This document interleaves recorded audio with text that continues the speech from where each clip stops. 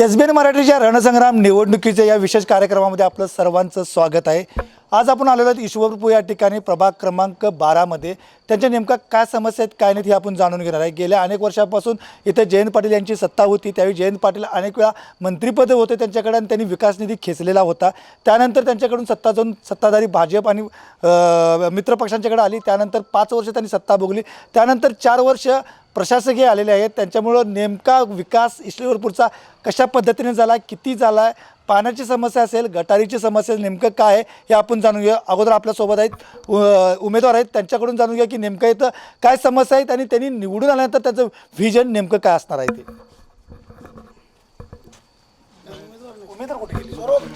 नमस्कार, मी वार्ड क्रमांक 12मधून सौ कांचन बाळासाहेब कोळेकर आणि आज आपण इथं बघितलं तर मोठ्या प्रमाणात पाणी टंचाई येते। पाणी अगदी दूषित पाणी येते, नागरिकांना पिण्याच्यासारखं पाणी नाही आणि कचऱ्याची पण खूप मोठी समस्या आहे।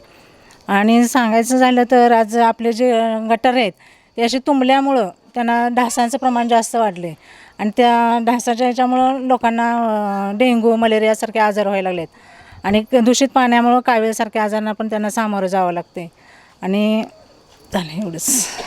पाण्याची प्रचंड समस्या आहे, पाण्यामुळे उगवणारे डास असतील प्रतिबंधक ते कशा पद्धतीनं आहेत हे इथं महिलांनी सांगितलेलं आहे। आणखीन काही आपल्यासोबत नागरिक आहेत, त्यांच्याकडून इथल्या समस्या जाणून घेऊयात। बारामध्ये इथं पाण्याची भरपूर टंचाई आहे, ड्रेनेजचा प्रॉब्लेम आहे। ती प्रशासन मागच्या वेळी जी सत्तावतर होती त्यांनी काही कामं इथं केलेलं नाहीत, सगळ्या माणसांची दिशाभूल केलेली आहे। आता जे उमेदवार दिले जयंत पाटील साहेबांनी ते एक नंबर आहेत। कोळेकर काकी म्हणा, स्वरूप मोरे सरकार म्हणा, ह्यांच्याकडनं सगळे मार्गी कामं लागतील। आणखीन काही महिला आहेत, आपण त्यांच्याकडून त्यांच्या समस्या जाणून घेऊयात। आमच्या किसननगर रस्ता क्रमांक 3मध्ये आम्ही राहतोय, वार्ड नंबर 12 तिथून आलेलो आहे मी। आमच्या गल्लीत गटर नाही, रस्ता नाही, पाण्याची दूषित पाणी येते आणि पाणी थोड्या वेळेचं येते। एवढं बोलून याच्या अगोदर जे काय सत्ताधारी होते त्याच्या अगोदर विकास झाला असं म्हणतात, पण याच्या अगोदर जे काय 5 वर्ष सत्ताधारी होते त्यांनी तुमचं काय केलं नाही का? त्यांच्याकडे तुम्ही गेला नाही का विकासासाठी? इथं काय विकास होत नाही किंवा तुमच्या समस्या घेऊन त्यांना विचारला नाहीत का कधी? गेलो होतो की। काय म्हटले त्यांनी काय ऐकून घेतात, विसरतात, असं करतात। किती 2-3 वेळा अर्ज सह्या घेऊन गेलेत, काहीच म्हणजे त्यांनी आमच्या गल्लीत आम्ही राहायला येऊन इकडे 19 वर्ष झाली, कधीच आमच्या गल्लीत गटरच झालेलं नाही आणि आमच्या गल्लीत रस्ताच झालेला। मग तेव्हापासून आम्ही 2-3 वेळा सांगितलं, आता सांगून शनी करतात, सह्या घेऊन जातात, बघूया बघूया म्हणतात आणि जातात, मग जे काय करतच नाही। तब्बल 19 वर्ष झालं गटारीची समस्या यांच्यात आहे, पाण्याची समस्या आहेत, पण सत्ताधारी जे का होते ते यांचं कधीही ऐकलेलं नाही आहे। गेल्यावर उडवाउडवीचे उत्तरं देतात असं त्यांचं म्हणणं आहे। आता आपल्यासोबत आहेत उमेदवार, त्यांच्याकडून जाणून घेऊ की नेमकं इथं परिस्थिती काय आहे, लोकांच्या नागरिकांच्या समस्या काय आहेत आणि स्वतः उमेदवार म्हणून उद्या निवडून आल्यावर त्यांनी या लोकांच्यासाठी विकासासाठी काय करणार आहेत। नमस्ते, मी स्वरूप मोरे। सर्वात प्रथम जयंत पाटील साहेबांचं मी या ठिकाणी यासाठी आभार व्यक्त करतो की साहेबांनी पहिल्यांदा इस्लामपुरात 24/7 जी काही पाण्याची जी काही योजना आणली, पहिल्यांदा 9 वर्षाच्या अगोदर इस्लामपुरामध्ये प्रत्येक पहिला मजला असू दे किंवा दुसरा मजला असू दे, दोन्ही मजल्यावरती स्वच्छ पाणी जात होतं।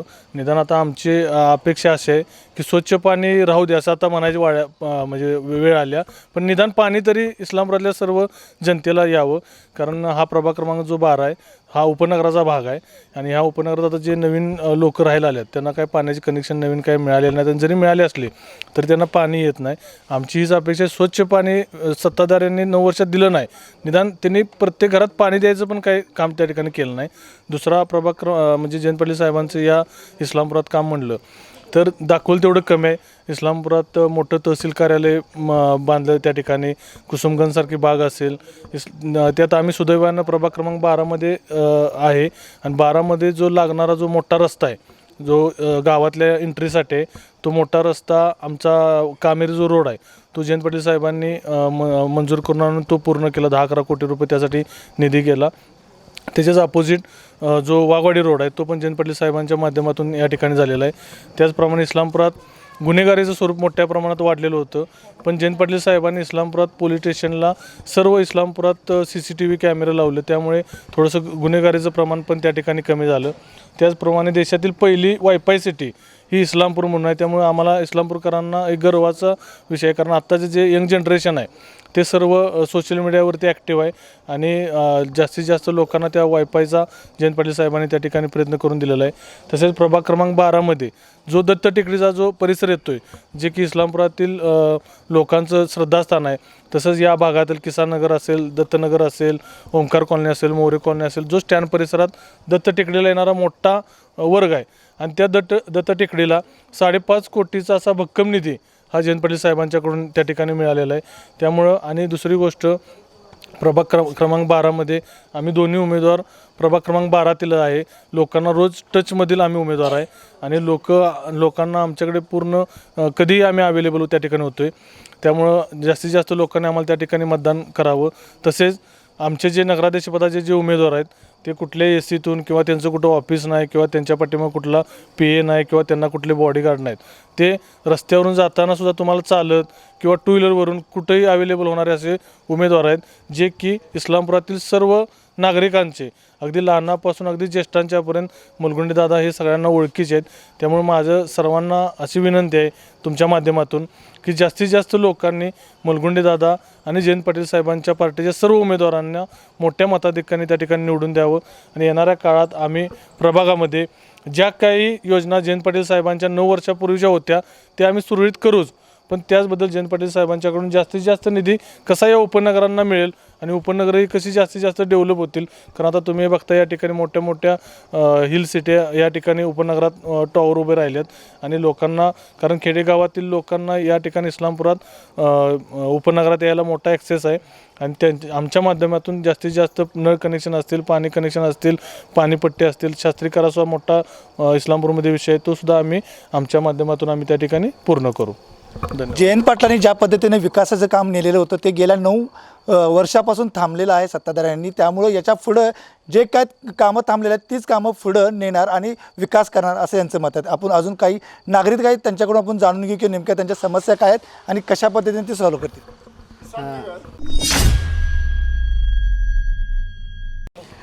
आता शास्तीकर जास्त वाढला आहे आणि जे आपलं स्विमिंग पूल होतं ते साहेबांच्या काळात चालू होतं, आता ते सगळं बंद झाले. साहेबांच्या काळात ज्या बाग बगीचा झाल्या त्या आता दुरुस्त नाही झालेल्या आणि ट्रॅफिकची एक मोठी समस्या झाल्या आणि गटरी तुंबल्यामुळं साथीचे रोग वाढायला लागल्यात आणि रस्ते करताना ज्या पाईपा फुटलेल्या पाण्याच्या त्यात आता गटरीचं पाणी मिक्स झाल्यामुळं आता निमोनिया ह्यासारखा आजार पसरायला लागलेत. सगळ्यात महत्त्वाचं म्हणजे शास्ती कर आपण पाहिलेलं आहे की गेल्या 3-4 प्रभागामध्ये आपण बघितलं तर सगळ्यात म्हणणं तेच आहे की शास्ती कर वाढलेला आहे आणि हे कुठंतरी कमी व्हावा. त्यामुळं सत्ता जर आली तर पहिल्यांदा जयंत पाटील साहेबांचं म्हणणं एकच आहे की पहिल्यांदा जे होणार आहे ते शास्ती कर कमी होणार आहे. त्यामुळं नागरिकांच्या समस्या सुटतील हे आता पुढं आपण पाहणार आहोत. आपण काही नागरिक महिला आहेत, आपण त्यांच्याकडून त्यांच्या समस्या जाणून घेणार आहोत.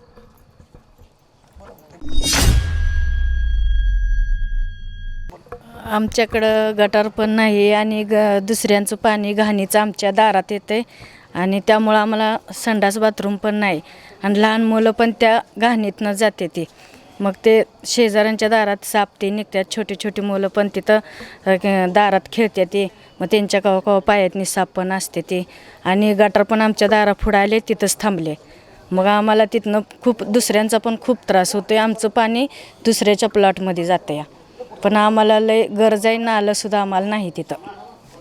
आपण पाहिलं की किती भयानक अवस्था या ठिकाणी आहे की सापंसुद्धा त्या ठिकाणी खेळली जातात, पण इकडं सत्ताधाऱ्यांचं अजिबात लक्ष नाही आहे.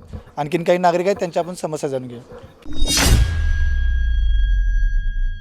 किसान नगर नंबर 3मध्ये रस्ता ठीक पंचायत समितीच्या पाठीमागं जो रोड आलेला आहे क्रमांक 3 नंबरमध्ये, त्याच्यामध्ये 5-6 वर्षापूर्वी लेडीज निवडून आल्या होत्या. त्यावेळेला लक्षात आलं की पहिला माझाच पॉईंट होता की अशी समस्या आहे. रस्ते गटारीच्या आत गेलेले आहेत, दैनीबाही झालेले आहेत, वाकडे तिकडे झालेले आहेत, ते दुरुस्त नाहीत, वाकडे तिकडे केलेले आहेत. कारण का म्हणलं त्यावेळेला नगरसेवकांचं लक्ष नसल्यामुळे असं झालेलं आहे आणि ते दुरुस्त करून मिळावेत. ह्याच्याबद्दल मी त्यांना ॲप्लिकेशनही दिलं होतं, तरीसुद्धा कोणाचं ऐकत नाही, काही नाही. केअरलेसपणा असतो म्हणून आम्ही कंटाळून गेलो आणि मग पुन्हा त्यांना ॲप्लिकेशन देऊन सुद्धा गप्प बसलो. मग काय इलाज नाही, काय करणार आहे याला. मग तुम्हाला आत्ताचे जे उमेदवार उभारलेले आहेत ते उमेदवार तुम्हाला न्याय देते असं वाटते का? न्याय देतील हे 100% आमचा विश्वास आहे, म्हणून आम्ही इथं आलेलो आहे. न्याय देणार म्हणून आम्ही इथं आलेलो आहे. पाहिलं की सत्ताधाऱ्यांनी कशा पद्धतीने या काकांचं त्रास केलेला आहे आणि त्यांना जाणून बुजून लक्षसुद्धा यांच्याकडे दिलं नाही. त्यामुळे त्यांनी म्हणतात की आम्ही जे काय अगोदरचे सत्ताधारी होते त्यांना वैतागून आता जे काही उमेदवार नवीन आहेत त्यांच्या बाजूने आलेलो आहेत. आणखी काही नागरिक आहेत त्यांच्या पण समस्या जाणून घेऊया. नमस्कार. या दत्तनगरमध्ये पाण्याचे पुष्कळ प्रॉब्लेम आहे आणि सांडपाण्याचं तर पुष्कळ. आपण येताना पाहिलं असेल की वरती येताना रस्त्यावरून पाणी वाहतं आहे. त्यामुळे नागरिकांचं आरोग्य खूप धोक्यात आहे आणि खूप म्हणजे डेंग्यू वगैरे असे रोग होत आहेत. तर जुन्या लोकांनी काही केलं नाही. म्हणजे पाटील साहेबांच्या काळात जे काही नियोजित कामं होती ही सर्व रखडलेली आहेत. तर ती माझी विनंती आहे, आता या दोघांना निवडून देऊन आपण यांच्याकडून ही कामं करून घेऊ अशी अपेक्षा आहे. आपण पाहिलं की जी रखडलेली कामं आहेत ती रखडलेली कामे आता नवीन उमेदवार आहेत त्या उमेदवारांना निवडून आणून त्यांच्याकडनं तो विकासभिमुख काम करून घेणार आहेत. आणखीन काही नगरचे त्यांच्याकडून आपण जाणून घेऊ. तुम्ही बोलणार आहे का? आणखीन एक मुद्दा असा की इस्लामपूरमध्ये आत्ता जो पाऊस झाला त्या पावसामध्ये मोठ्या प्रमाणात ड्रेनेज जे विरोधकांनी अंडरग्राऊंडची जी योजना आणली ती योजना काय पूर्ण केली नाही आणि त्यात काय झालं, मोठ्या प्रमाणात त्यांनी रस्त्याची खुदाई केली. त्यामुळे मोठ्या प्रमाणात त्या ठिकाणी पाण्याचं ड्रेनेजचा प्रश्न मिटला नाही. त्यामुळं डेंग्यू मलेरिया ह्यामुळं काय झालं, प्रत्येक वॉर्डात 10-12 त्या ठिकाणी पेशंट होत होते. प्रत्येक पेशंटचे 10-20 हजार रुपये खर्च होत होते. प्रतीकदानाच्या माध्यमातून आम्ही प्रत्येक वॉर्डामध्ये त्या ठिकाणी युवक राष्ट्रवादीतर्फे डेंग्यूची औषध फवारणी केली. तो एक विषय चांगला आम्ही दादांच्या मार्फत केला. आणि दुसरी गोष्ट, या प्रभाग क्रमांक 12मधून 33 kVची एक लाईटचा एक मोठा विषय झाला होता. त्या 33 kV लाईटच्या मुळे जे आमच्या भागातील लोकांच्या घराच्या वरून ती मोठी लाईट गेल्यामुळे एक त्या ठिकाणी मोठी दुर्घटना या ठिकाणी घडली. आमचा 22-23 वर्षाचा एक आमचा चांगला युवक मित्र निलेश कदम त्या ठिकाणी दुर्दैवी त्या ठिकाणी त्याचा मृत्यू झाला. पण जयंत पाटील साहेबांच्याकडं आम्ही तो विषय मांडल्यानंतर साहेबांनी त्यासाठी मोठा फंड आता त्या ठिकाणी मंजूर करून आम्हाला दिलेला आहे. त्याबद्दल साहेबांचे आम्ही आभार आहे मनापासून. धन्यवाद. आपण पाहिलेलं आहे की कशा पद्धतीने विकास झाला आहे. जयंत पाटील साहेबांची सत्ता असताना त्यावेळी प्रचंड विकास कामं झाले आहेत. मंत्री असताना त्यांनी भरपूर निधी या इस्लामपूरसाठी आणलेला होता, ईश्वरपूरसाठी, आणि तो उभारलेला आहे. पाण्याची समस्या असेल, ड्रेनेजची समस्या असेल, त्याचबरोबर शासकीय रुग्णालय असेल, बाकीचे रस्त्याची कामं असतील. पण त्यानंतर सत्ताधारी जे आलेले होते सत्ताधाऱ्यांनी त्याचा पूर्ण भोंगळ कारभार यांना पाहायला मिळालेला आहे. यानंतर जर का जयंत पाटीलांच्या मार्फत ही सत्ता जर का परत आली तर परत जोमानं हे जे काही विकास कामे जयंत पाटलांनी मार्गी लावली होती ती पुढं नेऊन त्याचा विकास करणार आहे असं यांचं म्हणणं आहे. आता येणाऱ्या 2 तारखेला मतदान आहे, त्यानंतर 3 तारखेला मतमोजणी आहे. नेमका नागरिक कुणाला कौल देतील हे पाहणं आता गरजेचं आहे. आज आपण इथंच थांबतो. आता पुढच्या प्रभागामध्ये जाणार, तोपर्यंत थांबतोय. धन्यवाद.